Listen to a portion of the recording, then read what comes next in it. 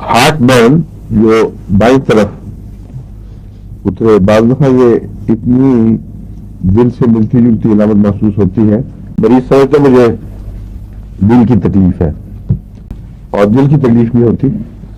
वो मैदे की तकलीफ है गालबन,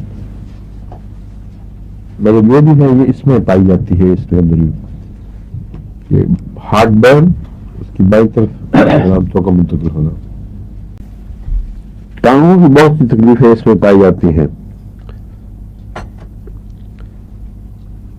मगर बैक से आप शुरू करें इसको।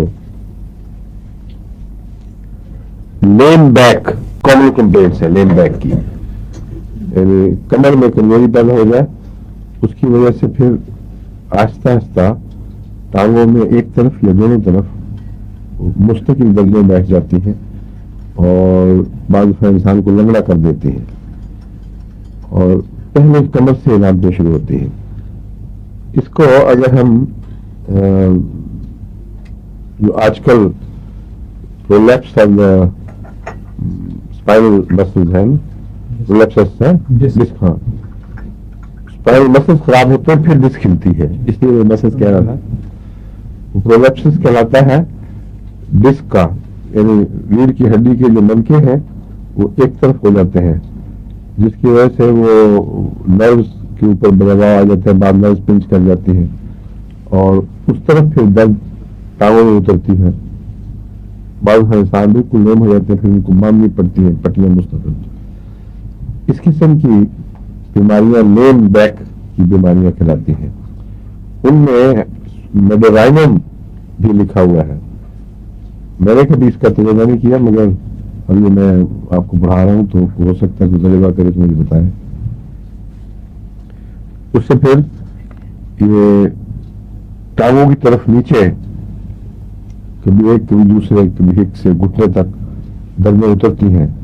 और शैटिका हो जाता है। एक मरीज जिसको मैंने आम दवा के जरिए, उसके केस में कॉलोसिंथ का केस था, उसको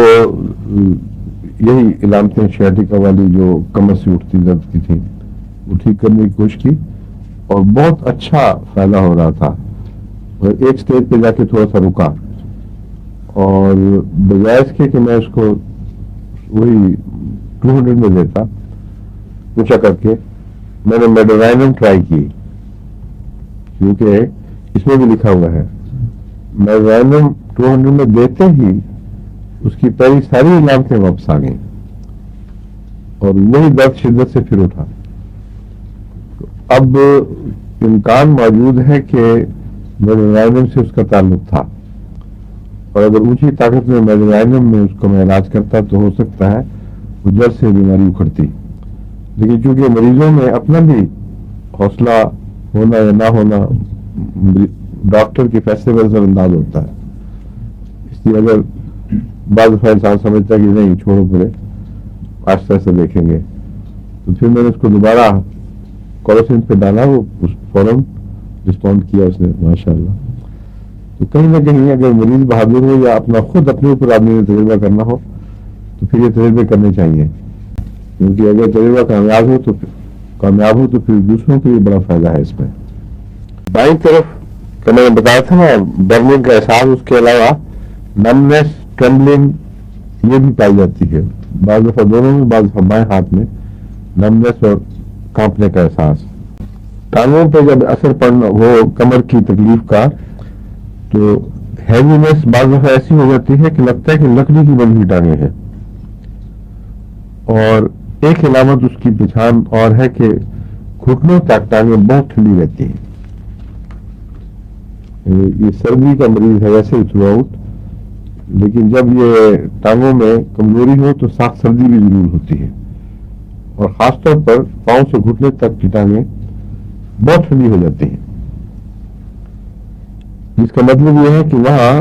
ब्लड सर्कुलेशन पर असर पड़ा है बहुत, और उसी की वजह से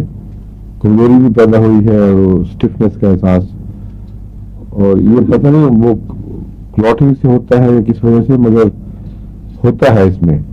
लेकिन एक और चीज ऐसी है जिससे मालूम होता है कि बाज़ दफा दौरान खून تشنج سے بھی بند ہو جاتا ہے، اور اس دعا میں تشنج پایا جاتا ہے، اور خاص طور پر پنڈلیوں کا تشنج. بعض لوگوں کو رات سوتے سوتے ہوئے پنڈلیوں کا تشنج ہو جاتا ہے بڑا شدید، اور مجھے تو ہوتا ہے اس وقت جب میں بہت لمبا عرصہ کئی گھنٹے تقریر کروں اگر،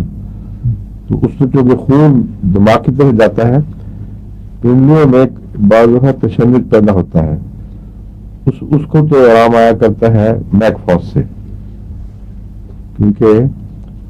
وہ پنڈلیاں معلوم ہوتا ہے خون کم رہا ہے کافی عرصے تک، تو ٹھنڈی ہو گئی ہے، تو ٹکور سے فائدہ ہوتا ہوگا، میرا اندازہ ہے. لیکن میک فاس کھاؤں تو جلدی ٹھیک ہو جاتا ہے. مگر اچانک رات کو پچھلے پہر وہ ایسی جب بہت لمبا سا کھڑا رہنا پڑے یا دماغ کی طرف رجحان ہو، تو پنڈلیوں کا جو تشنج ہے اس کو میک فاس سے ہمیشہ فائدہ ہوا، اور پھر عادت ہی ہٹ گئی،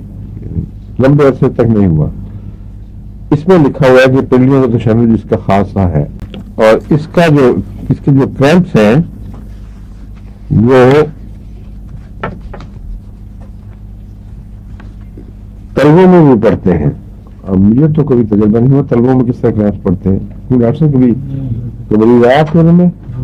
ہوتا تو یہی مسل کھینچے جاتے ہیں، محسوس ہوتا ہوگا کہ وہ تلووں پہ انگلیاں کھینچی. اور اس میں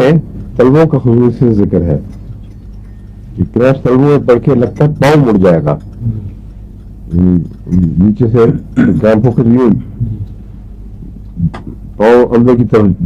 سکڑتا ہے. وہ ہو سکتا ہے کوئی تلووں کا مسل بھی ایسا ہوتا ہو. مسل تو اصل میں جو یہی ہوتا ہے، احساس وہاں ہوتا ہوگا، اصل وہاں ہوتا ہے. منتقل ہو جاتا ہے.